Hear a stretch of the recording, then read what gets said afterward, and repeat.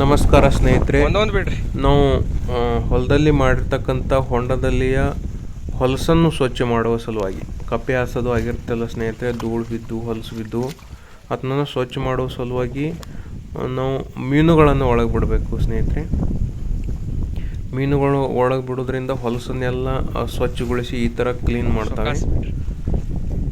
ಆ ಮೀನುಗಳು ಪ್ರತಿಯೊಂದು ಕಪ್ಪೆ ಹಾಸ ಅಂತ ಹೇಳಿರುತ್ತಲ್ಲ, ಧೂಳಿನಿಂದ ತಯಾರಾಗಿರ್ತಕ್ಕಂಥದ್ದು, ಅದನ್ನೆಲ್ಲ ಸ್ವಚ್ಛಗೊಳಿಸಿ ತಿನ್ನುತ್ತವೆ.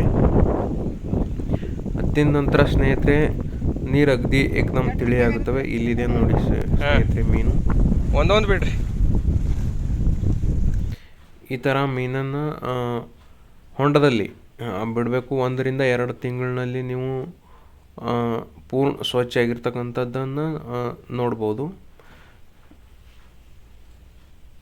ಈ ಥರ ಮೀನು ಯಾವ ಥರ ಇರ್ತಾವಂದ್ರೆ ಸ್ನೇಹಿತರೆ, ಇಲ್ಲಿ ನೋಡಿ ನಾವು ಹೇಗೆ ಬಿಟ್ಟಿದ್ದೀವಿ ಅಂದರೆ, ಒಂದೊಂದು ಬಿಡ್ರಿ ನೋಡಿ ಈ ಥರ 5-6 ಕಿಲೋ ಮೀನು ಇರ್ತವೆ ಸ್ನೇಹಿತರೆ.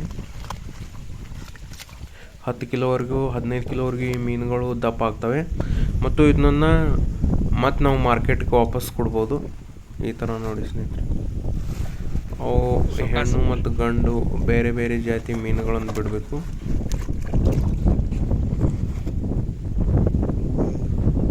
ಈ ಥರ ಮೀನುಗಳು ಬಿಟ್ಟ ನಂತರ ಎಲ್ಲ ಹೊಲಸನ್ನು ಅವು ತಿಂದ ನಂತರ ಸ್ವಚ್ಛ ಆಗ್ತದೆ.